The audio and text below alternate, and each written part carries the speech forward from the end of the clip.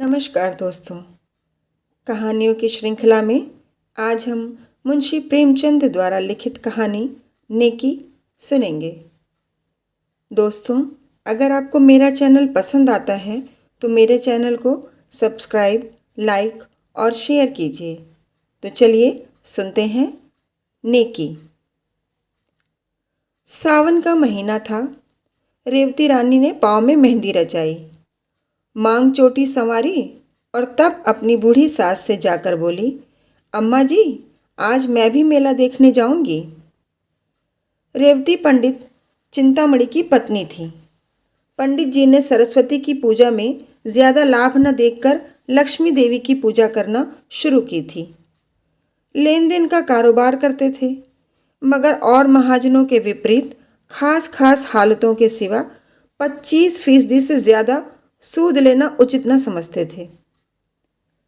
रेवती की सास एक बच्चे को गोद में लिए खटोले पर बैठी थीं। बहू की बात सुनकर बोली, भीग जाओगी तो बच्चे को जुकाम हो जाएगा। रेवती, नहीं अम्मा, मुझे देर न लगेगी, अभी चली जाऊंगी। रेवती के 2 बच्चे थे, एक लड़का, दूसरी लड़की। लड़की अभी गोद में थी और लड़का हीरामन 7वें साल में था। रेवती ने उसे अच्छे अच्छे कपड़े पहनाए, नज़र लगने से बचने के लिए माथे और गालों पर काजल के टीके लगा दिए। गुड़िया पीटने के लिए एक अच्छी रंगीन छड़ी दे दी और अपनी सहेलियों के साथ मेला देखने चली। कीरत सागर के किनारे औरतों का बड़ा जमघट था। नीलगू घटाएं छाई हुई थीं। औरतें 16 श्रृंगार किए सागर के खुले हुए हरे भरे सुंदर मैदान में सावन की रिमझिम वर्षा की बहार लूट रही थीं। शाखों में झूले पड़े थे। कोई झूला झूलती, कोई मल्हार गाती, कोई सागर के किनारे बैठी लहरों से खेलती। ठंडी ठंडी खुशगवार पानी की हल्की हल्की फुहार, पहाड़ियों की निखरी हुई हरियावल, लहरों के दिलकश झकोले मौसम को ऐसा बना रहे थे कि उसमें संयम टिक न पाता था। आज गुड़ियों की विदाई है। गुड़िया अपनी ससुराल जाएंगी। कुंवारी लड़कियां हाथ पांव में मेहंदी रचाए, गुड़ियों को गहने कपड़े से सजाए उन्हें विदा करने आई हैं। उन्हें पानी में बहाती हैं और छक छक कर सावन के गीत गाती हैं।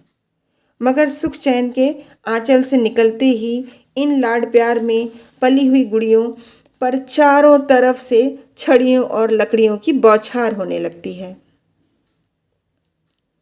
रेवती यह सैर देख रही थी और हीरामन सागर की सीढ़ियों पर और लड़कियों के साथ गुड़ियां पीटने में लगा हुआ था।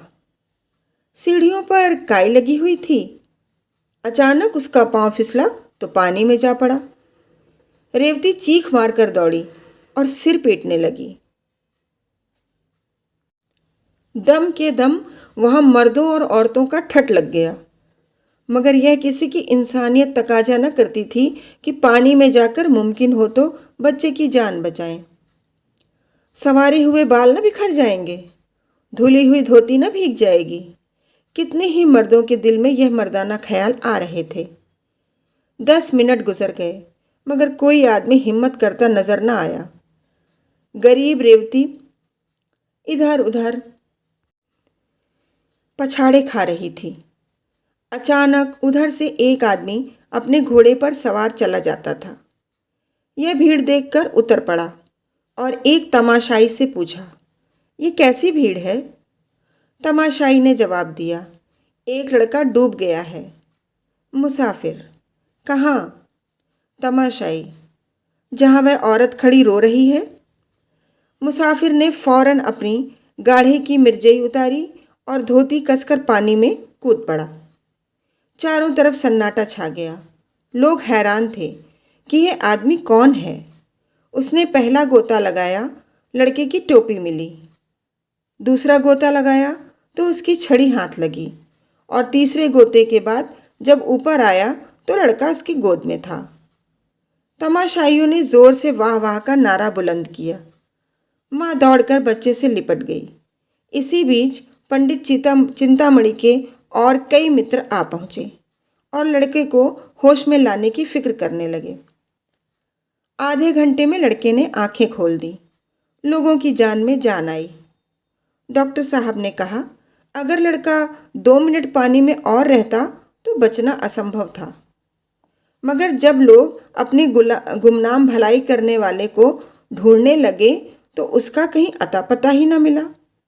चारों तरफ आदमी दौड़ाए, सारा मेला छान मारा, मगर वह नजर न आया। 20 साल गुजर गए। पंडित चिंतामणि का कारोबार रोज बरोज बढ़ता गया। इस बीच में उसकी माँ ने 7 यात्राएं की और मरी तो उनके नाम पर ठाकुर द्वार तैयार हुआ। रेवती बहू से सास बनी। लेन देन, बही खाता हीरामणि के हाथ में आया। हीरामणि अब एक हृष्ट पुष्ट लंबा तगड़ा नौजवान था, बहुत अच्छे स्वभाव का, नेक। कभी कभी बाप से छिपकर गरीब असामियों को यूं ही कर्ज दे दिया करता। चिंतामणि ने कई बार इस अपराध के लिए बेटे को आंखें दिखाई थीं और अलग कर देने की धमकी दी थी। हीरामणि ने एक बार एक संस्कृत पाठशाला के लिए 50 रुपया चंदा दिया। पंडित जी ने उस पर ऐसे क्रुद्ध हुए कि 2 दिन तक खाना नहीं खाया। ऐसे अप्रिय प्रसंग आए दिन होते रहते थे। इन्हीं कारणों से हीरामणि की तबीयत बाप से कुछ खिंची रहती थी, मगर उसकी ये सारी शरारतें हमेशा रेवती की साजिश से हुआ करती थी। जब कस्बे की गरीब विधवाएं या जमींदार के सताए हुए असामियों की औरतें रेवती के पास आकर हीरामणि को आंचल फैला फैला कर दुआएं देने लगती तो उसे ऐसा मालूम होता कि मुझसे ज़्यादा भाग्यवान और मेरे बेटे से ज़्यादा नेक आदमी दुनिया में कोई न होगा। तब उसे बरबस वह दिन याद आ जाता जब हीरामणि कीरत सागर में डूब गया था और उस आदमी की तस्वीर उनकी आंखों के सामने खड़ी हो जाती जिसने उसके लाल को डूबने से बचाया था। उसके दिल की गहराई से दुआ निकलती और ऐसा जी चाहता कि उसे देख पाती तो उसके पांव पर गिर पड़ती। उसे अब पक्का विश्वास हो गया था कि वह मनुष्य न था बल्कि कोई देवता था। वह अब उसी खटोले पर बैठी हुई जिस पर उसकी सास बैठती थी, अपने दोनों पोतों को खिलाया करती थी। आज हीरामणि की 27वीं सालगिरह थी। रेवती के लिए यह दिन साल भर के दिनों में सबसे अधिक शुभ था। आज उसका दया का हाथ खूब उदारता दिखलाता था और यही एक अनुचित खर्च था जिसमें पंडित चिंतामणि भी शरीक हो जाते थे। आज के दिन वह बहुत खुश होती और बहुत रोती और आज अपने गुमनाम भलाई करने वाले के लिए उसके दिल से जो दुआएं निकलती वे दिल और दिमाग की अच्छी से अच्छी भावनाओं में रंगी होती थीं। उसी दिन की बदौलत तो आज मुझे यह दिन और यह सुख देखना नसीब हुआ है। एक दिन हीरामणि ने आकर रेवती से कहा, अम्मा, श्रीपुर नीलाम पर चढ़ा हुआ है, कहो तो मैं भी दाम लगाऊं। रेवती, 16 आना है। हीरामणि, 16 आना? अच्छा गांव है, न बड़ा न छोटा, यहाँ से 10 कोस है। 20,000 तक बोली चढ़ चुकी है, 100-200 में खत्म हो जाएगा। रेवती, अपने दादा से तो पूछो। हीरामणि, उनके साथ 2 घंटे तक माथापच्ची करने की किसे फुर्सत है। हीरामणि अब घर का मालिक हो गया था और चिंतामणि की एक ना चलने पाती। वह गरीब अब ऐनक लगाए एक गद्दे पर बैठे अपना वक्त खांसने में खर्च करते थे। दूसरे दिन हीरामणि के नाम पर श्रीपुर खत्म हो गया। महाजन से जमींदार हुए, अपने मुनीम और 2 चपरासियों को लेकर गांव की सैर करने चले। श्रीपुर वालों को खबर हुई नए जमींदार का पहला आगमन था। घर घर नजराने देने की तैयारियां होने लगी। 5वें दिन शाम के वक्त हीरामणि गांव में दाखिल हुए। दही और चावल का तिलक लगाया गया और 300 आसामी पहर रात तक हाथ बांधे हुए उनकी सेवा में खड़े रहे। सवेरे मुख्तार आम ने आसामियों का परिचय कराना शुरू किया। जो आसामी जमींदार के सामने आता वह अपनी बिसात के मुताबिक 1 या 2 रुपया उनके पांव पर रख देता। दोपहर होते होते वहां 500 रुपयों का ढेर लगा हुआ था। हीरामणि को पहली बार जमींदारी का मजा मिला। पहली बार धन और बल का नशा महसूस हुआ। सब नशों से ज्यादा तेज, ज्यादा घातक धन का नशा है। जब आसामियों की फेहरिस्त खत्म हो गई तो मुख्तार से बोले, और कोई आसामी तो बाकी नहीं है? मुख्तार, हाँ महाराज, अभी एक आसामी और है, तखत सिंह। हीरामणि, वह क्यों नहीं आया? मुख्तार, ज़रा मस्त है। हीरामणि, मैं उसकी मस्ती उतार दूंगा, जरा कोई उसे बुला लाए। थोड़ी देर में एक बूढ़ा आदमी लाठी टेकता हुआ आया और दंडवत करके जमीन पर बैठ गया। न नजर न नियाज। उसकी यह गुस्ताखी देखकर हीरामणि को बुखार चढ़ाया। कड़क कर बोले, अभी किसी जमींदार से पाला नहीं पड़ा है। एक की हेकड़ी भुला दूंगा। तखत सिंह ने हीरामणि की तरफ गौर से देखकर जवाब दिया, मेरे सामने 20 जमींदार आए और चले गए, मगर कभी किसी ने इस तरह घुड़की नहीं दी। यह कहकर उसने लाठी उठाई और अपने घर चला आया। बूढ़ी ठकुराइन ने पूछा, देखा जमींदार को, कैसे आदमी है? तखत सिंह, अच्छे आदमी हैं, मैं उन्हें पहचान गया। ठकुराइन, क्या तुमसे पहले की मुलाकात है? तखत सिंह, मेरी उनकी 20 बरस की जान पहचान है। गुड़ियों के मेले वाली बात याद है ना? उस दिन से तखत सिंह फिर हीरामणि के पास ना आया। 6 महीने के बाद रेवती को भी श्रीपुर देखने का शौक हुआ। वह और उसकी बहू और बच्चे सब श्रीपुर आए। गांव की सब औरतें उससे मिलने आईं। उनमें बूढ़ी ठकुराइन भी थी। उसकी बातचीत, सलीका और तमीज़ देखकर रेवती दंग रह गई। जब वह चलने लगी तो रेवती ने कहा, ठकुराइन, कभी कभी आया करना, तुमसे मिलकर तबीयत बहुत खुश हुई। इस तरह दोनों औरतों में धीरे धीरे मेल हो गया। यहाँ तो यह कैफियत थी और हीरामणि अपने मुख्तार आम के बहकावे में आकर तखत सिंह को बेदखल करने की तरकीबें सोच रहा था। जेठ की पूर्णमासी आई। हीरामणि की सालगिरह की तैयारियां होने लगी। रेवती चलनी में मैदा छान रही थी कि बूढ़ी ठकुराइन आई। रेवती ने मुस्कुराकर कहा, ठकुराइन, हमारे यहाँ कल तुम्हारा न्योता है। ठकुराइन, तुम्हारा न्योता सिर आंखों पर। कौन सी बरसगांठ है? रेवती, 29वीं। ठकुराइन, नारायण करे अभी ऐसे ऐसे 100 दिन तुम्हारे और देखने नसीब हों। रेवती, ठकुराइन, तुम्हारी ज़बान मुबारक हो। बड़े बड़े जंतर मंतर किए हैं, तब तुम लोगों की दुआ से यह दिन देखना नसीब हुआ है। यह तो 7वें ही साल में थे कि इनकी जान के लाले पड़ गए। गुड़ियों का मेला देखने गई थी, यह पानी में गिर पड़े। बारे एक महात्मा ने इनकी जान बचाई। इनकी जान उन्हीं की दी हुई है। बहुत तलाश करवाया, उनका पता न चला। हर बरसगांठ पर उनके नाम से 100 रुपये निकाल रखती हूँ। 2000 से कुछ ऊपर हो गए हैं। बच्चे की नीयत है कि उनके नाम से श्रीपुर में एक मंदिर बनवा दें। सच मानो ठकुराइन, एक बार उनके दर्शन हो जाते तो जीवन फल सफल हो जाता। जी की हवस निकाल लेते। रेवती जब खामोश हुई तो ठकुराइन की आंखों से आंसू जारी थे। दूसरे दिन एक तरफ हीरामणि की सालगिरह का उत्सव था और दूसरी तरफ तखत सिंह के खेत नीलाम हो रहे थे। ठकुराइन बोली, मैं रेवती रानी के पास जाकर दुहाई मचाती हूँ। तखत सिंह ने जवाब दिया, मेरे जीते जी तो नहीं। आषाढ़ का महीना आया। मेघराज ने अपनी प्राणदायी उदारता दिखाई।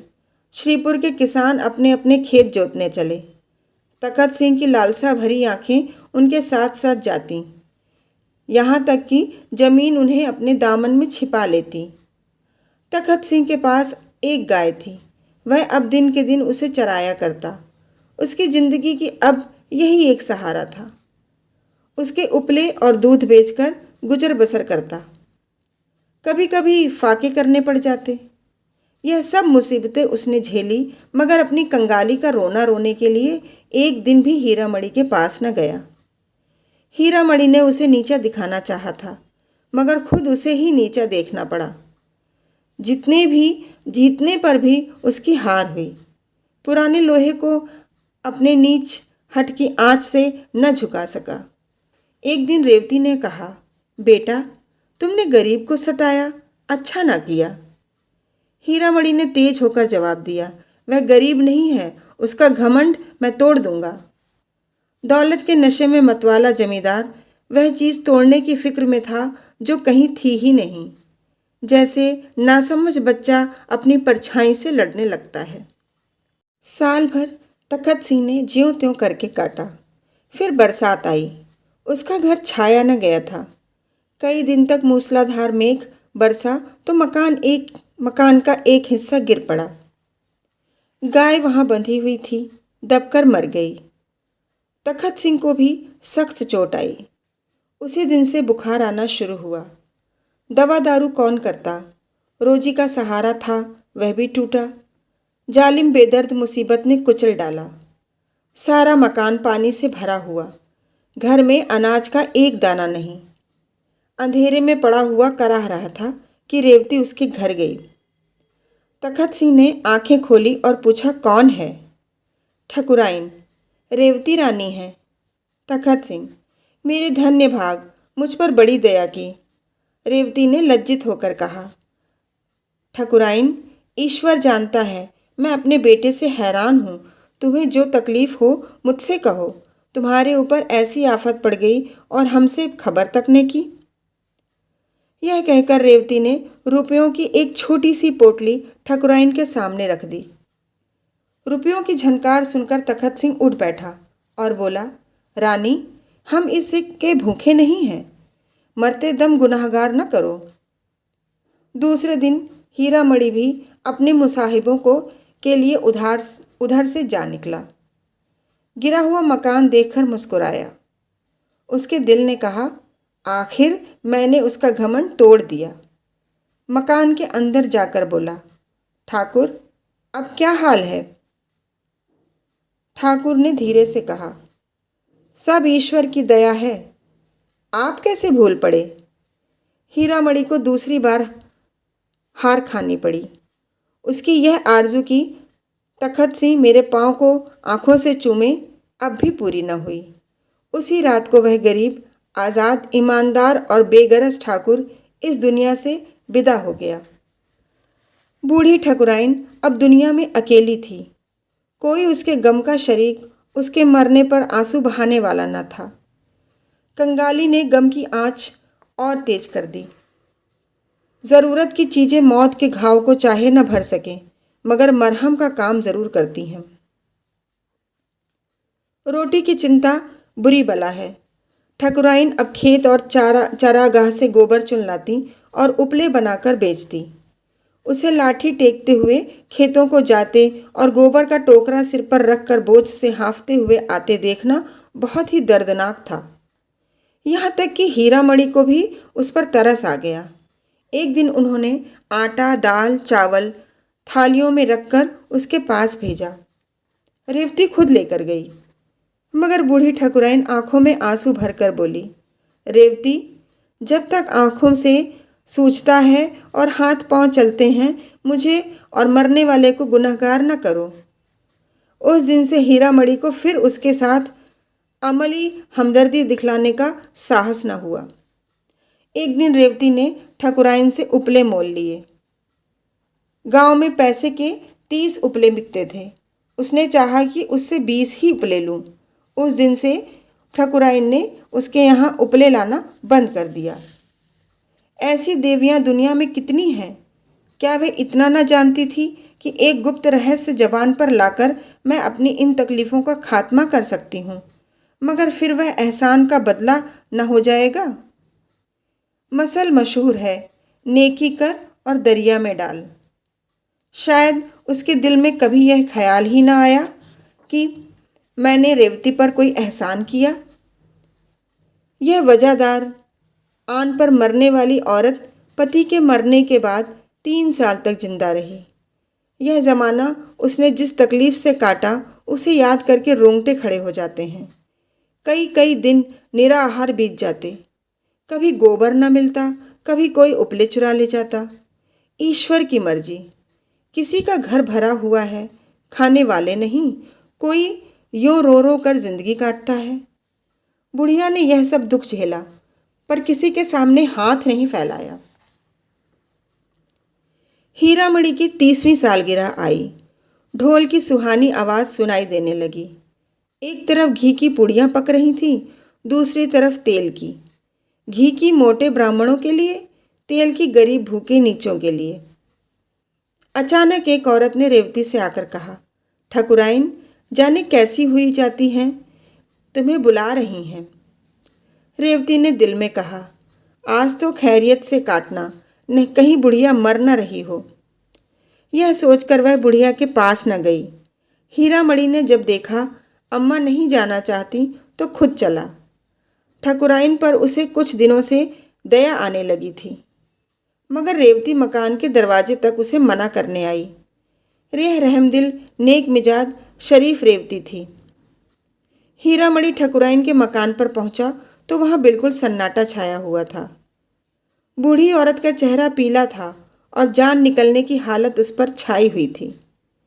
हीरामणि ने जोर से कहा, ठकुराइन, मैं हूँ हीरामणि। ठकुराइन ने आंखें खोली और इशारे से उसे अपना सिर नज़दीक लाने को कहा। फिर रुक रुक कर बोली, मेरे सिरहाने पिटारी में ठाकुर की हड्डियाँ रखी हुई हैं। मेरे सुहाग का सिंदूर भी वहीं है। यह दोनों प्रयागराज भेज देना। यह कहकर उसने आंखें बंद कर ली। हीरामणि ने पिटारी खोली तो दोनों चीज़ें हिफाजत के साथ रखी हुई थीं। एक पोटली में 10 रुपये भी रखे हुए मिले। यह शायद जाने वाले का सफ़र खर्च था। रात को ठकुराइन के कष्टों का हमेशा के लिए अंत हो गया। उसी रात को रेवती ने सपना देखा। सावन का मेला है, घटाएं छाई हुई हैं। मैं कीरत सागर के किनारे खड़ी हूँ। इतने में हीरामणि पानी में फिसल पड़ा। मैं छाती पीट पीट कर रोने लगी। अचानक एक बूढ़ा आदमी पानी में कूदा और हीरामणि को निकाल लाया। रेवती उसके पांवों पर गिर पड़ी और बोली, आप कौन हैं? उसने जवाब दिया, मैं श्रीपुर में रहता हूँ। मेरा नाम तखत सिंह है। श्रीपुर अब भी हीरामणि के कब्जे में है, मगर अब उसकी रौनक दोबारा हो गई है। वहाँ जाओ तो दूर से शिवालय का सुनहरा कलश दिखाई देने लगता है। जिस जगह तखत सिंह का मकान था वहाँ एक शिवाला बना हुआ है। उसके सामने एक पक्का कुआं और पक्की धर्मशाला है। मुसाफिर यहाँ ठहरते हैं और तखत सिंह का गुण गाते हैं।